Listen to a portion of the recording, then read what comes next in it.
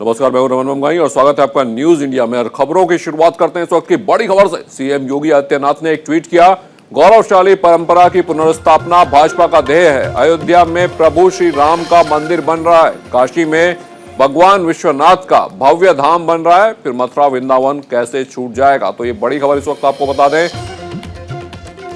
मथुरा वृंदावन कैसे छूट जाएगा ये योगी आदित्यनाथ ने कहा है। तो ये ट्वीट आया है उनका, जिसमें उन्होंने कहा है कि जब अयोध्या काशी संवर रहे हैं तो फिर मथुरा वृंदावन कैसे संवरेगा नहीं, मथुरा वृंदावन का अब विकास होकर रहेगा। तो गौरवशाली परंपरा की पुनर्स्थापना बीजेपी का ध्येय है, ये कहना है योगी आदित्यनाथ ने ट्वीट किया। अयोध्या में प्रभु श्री राम का मंदिर बन रहा है। काशी में भगवान विश्वनाथ का भव्य धाम बन रहा है। तो मथुरा वृंदावन कैसे छूट जाएगा? तो ये बड़ी खबर आपको बता दें, योगी आदित्यनाथ ने ट्वीट किया। सीएम योगी आदित्यनाथ ने ये ट्वीट किया। गौरवशाली परंपरा, भारत की अस्मिता और सनातन आस्था के मानबिंदुओं के समान वो अपने अतीत की गौरवशाली परंपरा की पुनर्स्थापना भाजपा का ध्येय है। अयोध्या में प्रभु श्री राम का मंदिर और काशी में भगवान विश्वनाथ का भव्य धाम बन रहा है। फिर मथुरा वृंदावन कैसे छूट जाएंगे, जहां योगीश्वर कृष्ण की धरा है। तो काशी अयोध्या के बाद अब मथुरा वृंदावन की बात कर रहे हैं भारतीय जनता पार्टी और योगी आदित्यनाथ। उनका कहना है कि भारत की अस्मिता और सनातन आस्था के मानबिंदुओं के सम्मान वो अपने अतीत की गौरवशाली परंपरा की पुनर्स्थापना भाजपा का ध्येय है। अयोध्या में प्रभु श्री राम का मंदिर, काशी में भगवान विश्वनाथ का भव्य धाम, तो फिर मथुरा वृंदावन कैसे छूट जाएगा? तो लगातार इशारों में भारतीय जनता पार्टी के बड़े नेता मथुरा वृंदावन की बात कर देते हैं। तो काशी अयोध्या के बाद अब मथुरा वृंदावन भी चुनावी मुद्दा है और गौरवशाली परंपरा की पुनर्स्थापना भारतीय जनता पार्टी का ध्येय है, ये योगी आदित्यनाथ का कहना है। अयोध्या में प्रभु श्री राम का मंदिर बन रहा है और काशी में बाबा विश्वनाथ का भव्य धाम, तो फिर मथुरा वृंदावन कैसे रह सकते हैं? उत्तर प्रदेश के चुनाव में इस बार काशी, अयोध्या और मथुरा चुनावी मुद्दे हैं।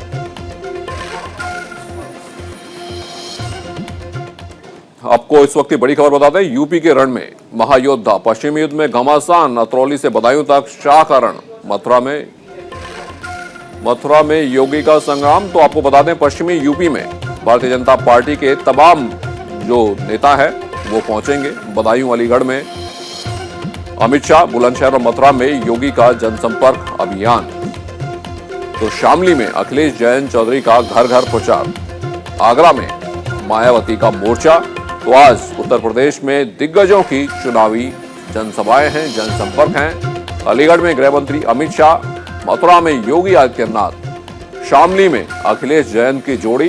तो मेरठ में असदुद्दीन ओवैसी पहुंच रहे हैं। तो वहीं सबसे दिलचस्प और जिस रैली का, जनसभा का सबको इंतजार था, बहन मायावती की रैली आगरा में। भारतीय जनता पार्टी ने भी अपनी पूरी ताकत झोंकी हुई है और आप ये 3 तस्वीरें देख रहे हैं। अमित शाह, राजनाथ सिंह और सीएम योगी के आज प्रस्तावित कार्यक्रम हैं। अमित शाह बदायूं और अलीगढ़ के दौरे पर हैं। राजनाथ सिंह पीलीभीत और लखीमपुर खीरी में प्रचार करेंगे। तो योगी आदित्यनाथ मथुरा के दौरे पर है और उन्होंने ट्वीट कर ये कहा भी कि अयोध्या संवरी, काशी संवरी, तो मथुरा वृंदावन भी संवरेंगे, वहां की भी बारी आएगी। और हमारे सहयोगी शेखर आनंद जुड़ चुके हैं लखनऊ से। शेखर, बेहद दिलचस्प दिन है आज का और शुरुआत आगरा से ही करते हैं। आगरा में दरअसल बहुत इंतजार था सबको कि आखिर बहन जी है कहां, तो आज बहन जी पहली बार नजर आएंगी।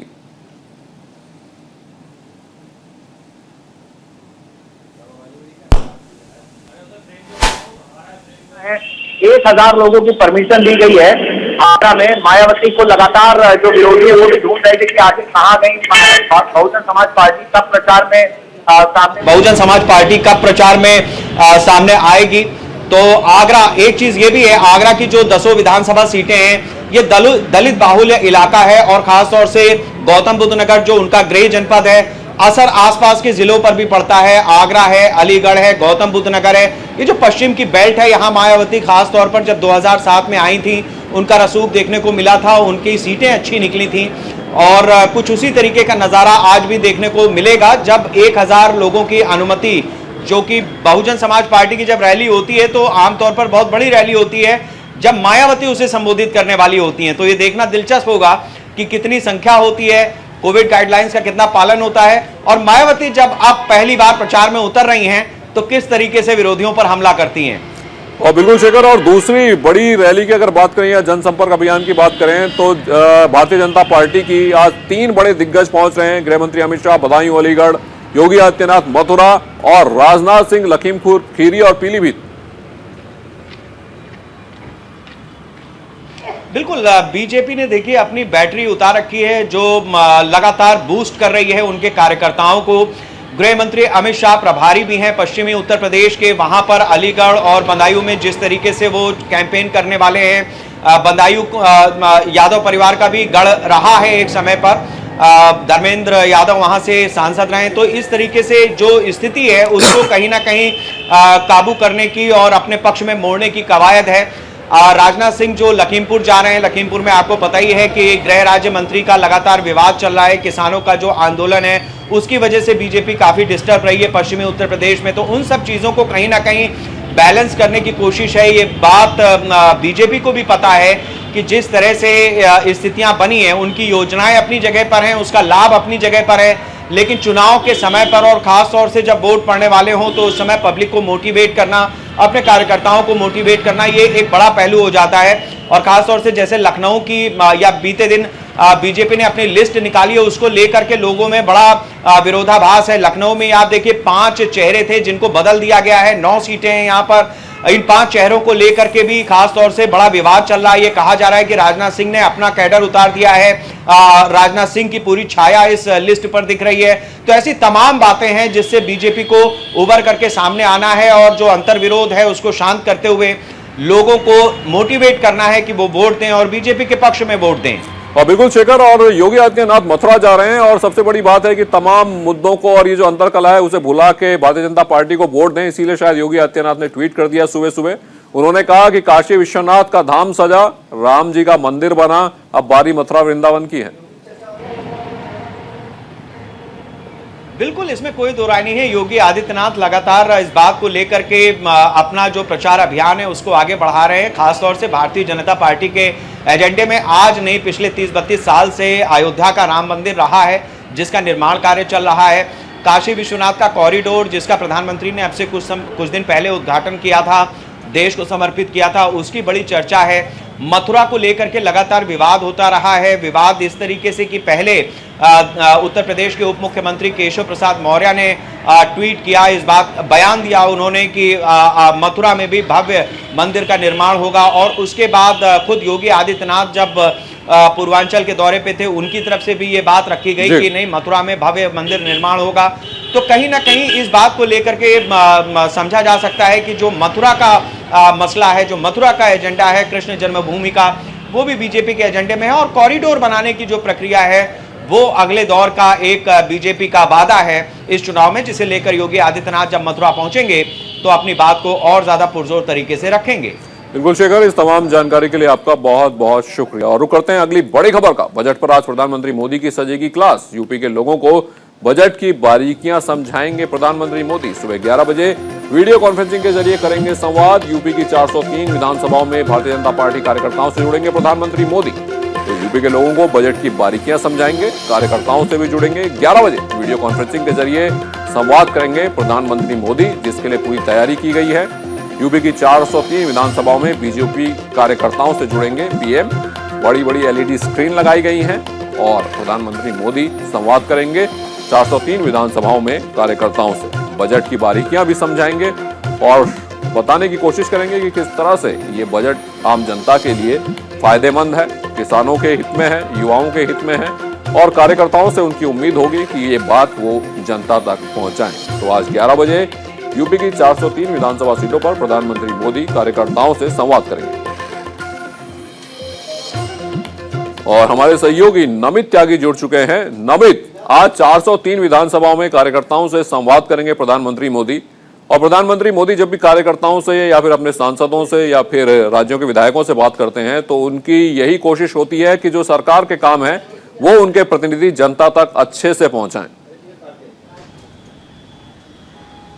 देखिए, बिल्कुल अगर हम प्रधानमंत्री नरेंद्र मोदी की बात करें तो जब भी जनता से संवाद करते हैं या अपने कार्यकर्ताओं से संवाद करते हैं तो पीएम नरेंद्र मोदी यानी कि मोदी सरकार की जो योजनाएं होती हैं उनको कितनी सरल भाषा में जो है लोगों तक पहुंचाया जाए, ये उनका लक्ष्य होता है। और कल मोदी सरकार ने साल 2022 और 23 का आम बजट पेश किया है। वो बजट किस तरीके से आत्मनिर्भर बजट रहेगा और जो आत्मनिर्भर बजट के तहत जो है अर्थव्यवस्था सुधरेगी, उस पूरी रणनीति को जो है आज कार्यकर्ताओं को समझाया जाएगा। इसके अलावा बात करें तो आज का जो कार्यक्रम रहने वाला है, इसकी सूचना जो है वो कल ही पीएमओ की तरफ से दी गई थी। तकरीबन 11 बजे वीडियो कॉन्फ्रेंसिंग के जरिए जो है पीएम नरेंद्र मोदी लोगों से जुड़ेंगे। इसके अलावा पूरे यूपी के अंदर अलग अलग कई इलाकों के अंदर बड़ी बड़ी एलईडी स्क्रीन लगाई गई है और वहां के जो लोकल लीडर्स हैं बीजेपी के, उनको कहा गया है कि ज्यादा से ज्यादा जो बजट के अंदर योजनाएं हैं उनको लोगों तक पहुंचाया जाए। इसके अलावा दिल्ली के अंदर बात करें तो दिल्ली के अंदर अंबेडकर सेंटर में भी एक बड़ी स्क्रीन लगाई गई है जहां पर जितने भी बीजेपी के लोकसभा सांसद हैं उनको 11 बजे वहां पर पहुंचने के लिए कहा गया है, क्योंकि कोरोना की वजह से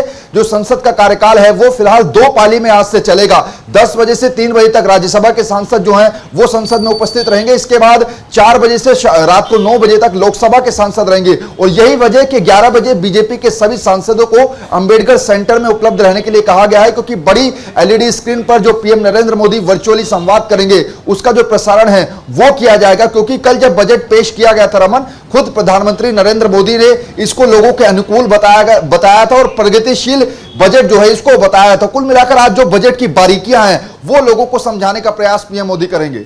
हाँ नमित, देखिए बिल्कुल जिस तरह से कांग्रेस का रिएक्शन आया था इस बजट पर, कांग्रेस ने इसे कैपिटलिस्ट बजट या पूंजीवादी बजट बताया था। तो आज प्रधानमंत्री नरेंद्र मोदी अपने कार्यकर्ताओं को जरूर समझाएंगे कि किस तरह से काउंटर करना है विपक्ष के हमलों को। देखिए, बिल्कुल कल जब बजट पेश किया गया था तो उसके बाद विपक्ष के कई सांसदों ने, कांग्रेस की खासतौर पर बात करें तो उन्होंने इसको पूंजीवादी बजट करार दिया था। राहुल गांधी की बात करें तो उन्होंने इसको सम जीरो बजट कहा था। लेकिन इसके बाद जो बजट के अंदर कल घोषणाएं की गई थी, चाहे हम डाकघर को बैंकिंग से जोड़ने की बात करें या फिर डिजिटलीकरण को जैसे बढ़ावा दिया जाएगा, डाकघर के अंदर एटीएम खोला जाएगा, इसके अलावा जो इंटरनेट से जो गांव की कनेक्टिविटी है उसको बढ़ावा देने के लिए भी कई योजनाएं जो है वो इस बजट के थ्रू जो है चलाई जाएंगी। तो ये जो बजट की बारीकियां हैं जो कि आम जन तक नहीं पहुंच पाते हैं, उसको सरल भाषा में कैसे बीजेपी के कार्यकर्ता जो हैं गांव-गांव तक, जन-जन तक जो बजट की बारीकियां हैं उनको पहुंचाया जाएगा, वो जो एक संकेत है, वो जो मूल मंत्र है, वो कार्यकर्ताओं को पीएम नरेंद्र मोदी अपने इस संवाद में देंगे। बिल्कुल नमित, आप बने रहिए, वापस लौटेंगे आपके पास। और एक और खबर का रुख करते हैं। कन्नौज और कानपुर के बाद अब नोएडा में लॉकर से कैश मिल रहा है चुनावी साल में। आखिर ये कैश किसका है, ये बड़ा सवाल है। क्या ये पूरा मामला, देखिए रिपोर्ट।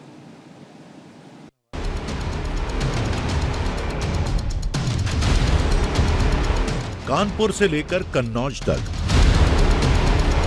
और जौनपुर से लेकर नोएडा तक, जहां जहां इनकम टैक्स विभाग ने रेड मारी वहां वहां मिला करोड़ों अरबों का खजाना। नोएडा के सेक्टर 50 में पूर्व आईपीएस आरएन सिंह के आवास पर इनकम टैक्स विभाग की रेड में करोड़ों रुपए का कैश बरामद हुआ है। पूर्व आईपीएस आरएन सिंह के आवास के बेसमेंट में 600 से ज्यादा निजी लॉकर भी बरामद किए गए हैं। ये लॉकर किसके हैं और उनमें क्या है, उसकी जांच तो चल ही रही है, लेकिन बताया जा रहा है कि आरएन सिंह का बेटा निजी लॉकर का काम करता है और उन्हीं लॉकर्स को इनकम टैक्स विभाग ने फिलहाल जब्त कर लिया है। पूर्व आईपीएस आरएन सिंह उत्तर प्रदेश में डीजी अभियोजन का पद संभाल चुके हैं। इस तरह से प्राइवेट लॉकर्स में लोगों का कैश या संपत्ति जमा करने का अधिकार केवल और केवल बैंकों का है। ऐसे में एक पूर्व आईपीएस का बेटा इस काम को कैसे कर रहा था, यह बड़ा सवाल है। मेरे बेसमेंट में मानसम नोएडा वार्ड चलता है, जिसमें कि प्राइवेट लॉकर्स किराए पर लोगों को दिए जाते हैं और इसकी चेकिंग इनकम टैक्स डिपार्टमेंट कर रही है। इसमें 2 लॉकर मेरे भी थे, जिसकी चेकिंग हुई, उसमें कोई भी आपत्तिजनक सामान नहीं पकड़ा गया, वो एकदम सही निकला है। उसमें घरेलू जेवरात ही थे और बाकी के लॉकर्स में भी चेकिंग हो गई है। अधिकांशतः लॉकर सही पाए गए हैं। कुछ लाकरों की अभी जांच चल रही है। पिछले साल इत्र कारोबारी पीयूष जैन और पप्पी जैन के ठिकानों पर भी ईडी और इनकम टैक्स विभाग ने छापे मारे थे, जिसमें 200 करोड़ से ज्यादा की रकम बरामद हुई थी।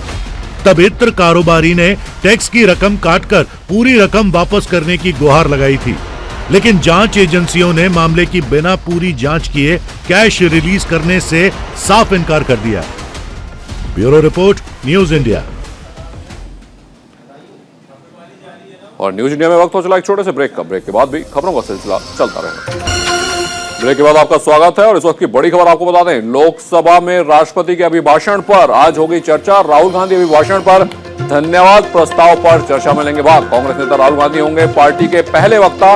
राहुल गांधी बजट की कर चुके हैं आलोचना। राहुल पेगासस और चीन का मुद्दा उठा सकते हैं। तो ये बड़ी खबर आपको बता दें, लोकसभा में राष्ट्रपति के अभिभाषण पर आज चर्चा होनी है।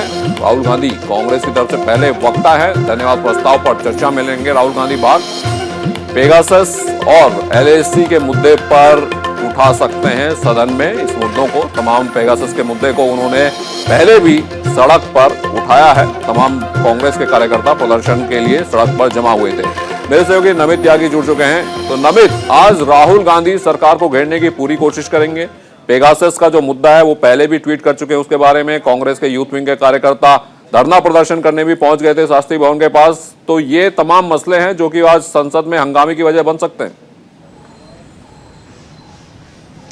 देखिए बिल्कुल रमन, आज राष्ट्रपति के अभिभाषण में पर धन्यवाद प्रस्ताव के दौरान जो है विपक्ष को 12 घंटे जो है वो मिले हैं इस पर बोलने के लिए, जिसमें से 1 घंटा जो है वो कांग्रेस को मिला है, क्योंकि कांग्रेस विपक्ष की सबसे बड़ी पार्टी है और कांग्रेस की तरफ से राहुल गांधी जो है सबसे पहले वक्ता होंगे जो कि लोकसभा के अंदर राष्ट्रपति के अभिभाषण पर बोलेंगे। इसके अलावा बात करें तो राहुल गांधी ने कल ही अगर बात करें तो बजट पर उन्होंने ज्यादा कुछ नहीं बोला था। उन्होंने इसको पूंजीवादी बजट और सम जीरो बजट बताया था। उन्होंने कल कहा था कि मैं सारी बातें अपनी संसद के अंदर रखूंगा। तो जाहिर तौर पर आज बजट पर तो राहुल गांधी अपना पक्ष रखेंगे ही, लेकिन इसके अलावा पेगासस का जो मुद्दा है वो पिछले हालिया दिनों में फिर दोबारा से सुर्खियों में आया है। तो ऐसे में पेगासस के मुद्दे पर भी राहुल गांधी लगातार केंद्र सरकार पर हमलावर हो रहे हैं। और आज संसद के दोनों सदनों में, यानी कि अगर हम लोकसभा की खासतौर पर बात करें तो लोकसभा का जो सेशन है वो आज हंगामेदार रहने वाला है। लगातार कांग्रेस जो है वो पेगासस का मुद्दा उठा रही है। जहां सदन के अंदर राहुल गांधी सरकार को घेरने की कोशिश करेंगे तो सदन के बाहर कांग्रेस ने जो अपने यूथ कांग्रेस के कार्यकर्ताओं को सदन के बाहर बड़ा प्रदर्शन करने के लिए भी कहा है। तो सदन के अंदर जहां राहुल गांधी सरकार को घेरेंगे तो सदन के बाहर कांग्रेस के कार्यकर्ता जो है वो सरकार के खिलाफ प्रदर्शन करेंगे। इसके अलावा भारत चीन का जो सीमा विवाद मुद्दा है उस पर भी जो है सरकार से सवाल पूछे जाएंगे। तो पेगासस और चीन विवाद मुद्दा, आज दोनों मुद्दों पर सरकार को देखना होगा कि राहुल गांधी किन मुद्दों को उठाते हैं और किन मुद्दों पर सरकार को घेरने की कोशिश करते हैं। वक्त तो चला एक छोटे से ब्रेक का। ब्रेक के बाद भी खबरों का सिलसिला चलता रहेगा।